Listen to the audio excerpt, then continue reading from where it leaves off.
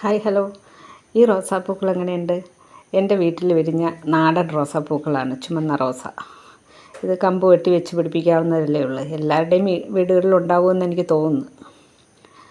ഇത് കാശ് കൊടുത്തൊന്നും വാങ്ങാതെ നമ്മൾ വെച്ച് പിടിപ്പിക്കാൻ പറ്റിയ ഒരു റോസയാണിത്.